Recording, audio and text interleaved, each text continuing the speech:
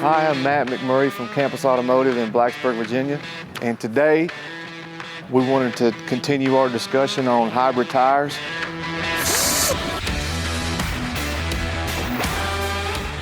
I got a Mickey Thompson Baja ATZ P3 and a DC Trail Country EXP.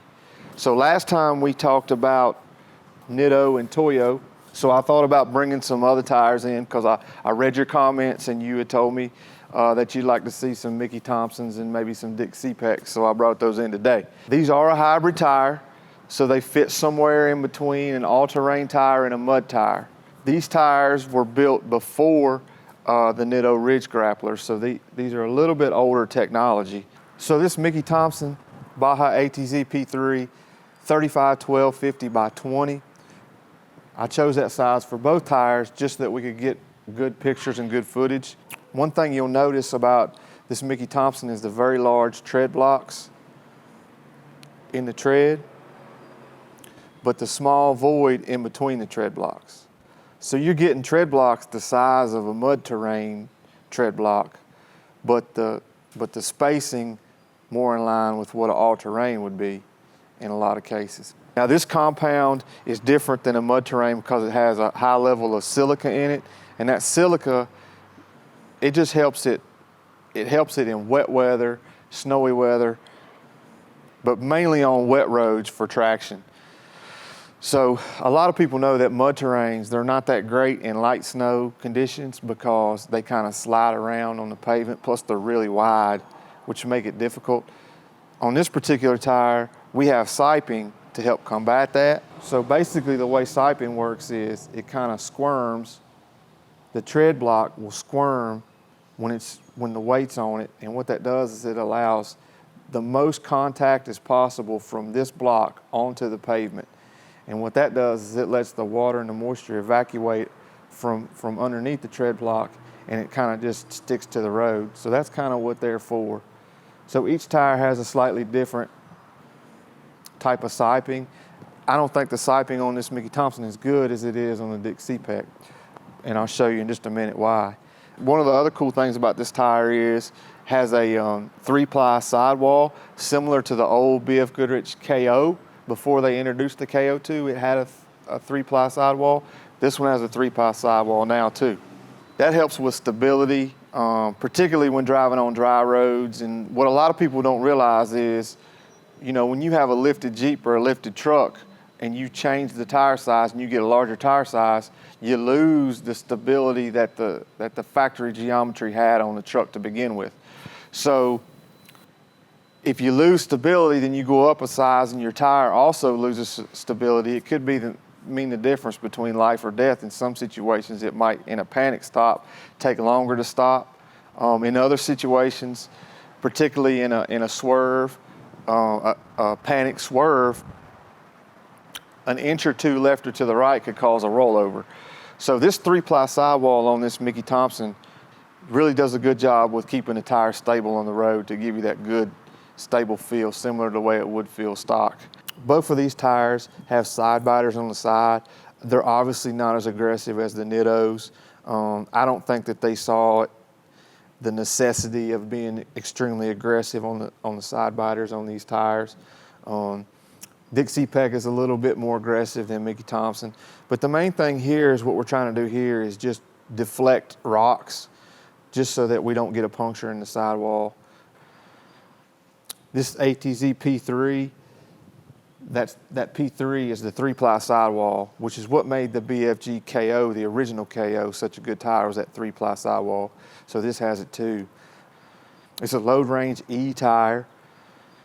This tire is made in the United States. So is the Dick CPEC, which is another big plus. Both have really deep tread depths. This Mickey Thompson is a little bit deeper than the Dick CPEC. And that's just going to give you a longer wear and the ability to clean out the best they can with what they have. This tire, good in the rocks, good on the gravel, would be good in Moab on the slick rock, good out in California at the hammers, not very good in the deep mud because the voids in between the tread blocks are not large enough to evacuate the mud as good as it should. It's not good in deep snow for the same reason, and it's not good in soft sand.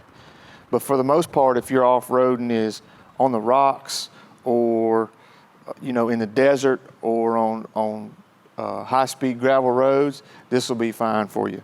This Mickey Thompson, just like this Dick CPEC, has a 45,000 mile tread life warranty. Tread life warranties are arbitrary, so we all know that tires, for the most part, never outlast their tread life warranty because there are just so many factors and conditions that determine how long a tire is going to last. If you had a set of these in the 37, like they're not going to last 45,000 miles. As much as you love them to, they're really not. Both of these tires do have a wider footprint, and they're available in larger sizes for lifted and leveled pickup trucks and Jeeps. And the biggest advantage of a hybrid tire over a mud tire is the longer tread wearing, quieter on the highway. So the Dick CPEC Trail Country EXP, you can see the difference between the Mickey Thompson and the Dick CPEC as far as the size of the tread blocks. You can see the middle rib of this Dick CPEC has much smaller tread blocks, really a lot like an all-terrain tire. The outer blocks are about the same size. This tire has stone injectors, and so does the Mickey Thompson tire. These sipes are a little bit different. They work a little bit different than they do on the Mickey Thompson because they're interlocking, and they kind of lock together, when the weight's on the tire, so that you can get a good. That whole block will come in contact with the ground, and it squirms enough to give you that good traction on wet and slippery roads. Another thing that's different about this Dick CPEC, it has a little bit more of an aggressive side biter here, just a little bit different look to it. The plies on the sidewall, there's two plies, one large ply and another ply on the sidewall instead of 3 plies like on the Mickey Thompson, so slightly different in that way. This tire will probably be a little bit quieter on the highway than the Mickey Thompson because of the size of the voids in between the tread blocks are so much smaller. Because that's really what causes the noise, is the size in between the tread blocks, because there's a kind of harmonic hum that it makes going down the road, and that's what you hear. On a mud terrain, that's why it roars, because there are big voids in between the tread blocks. There's more, if you notice the way this tread is designed, there's a few more biting edges on each one of these corners. You can see that one's chamfered a little bit, but all these different biting edges give you traction in different situations. It also, if they chamfer the edges of them, it makes the whole block last a little bit longer for some reason, and I'm not sure what the science is behind that, but it's supposed to do that. But the more biting edges, theoretically, the better traction that you would have. So we're talking about a tire with a little bit better traction than the AT tire, but a little less than a dedicated off-road or a mud terrain tire. This tire has the same silica in the tread compound as the Mickey Thompson, so it's going to be good in wet weather. It's going to be good in light snowy conditions too, just to give you that extra bit of traction.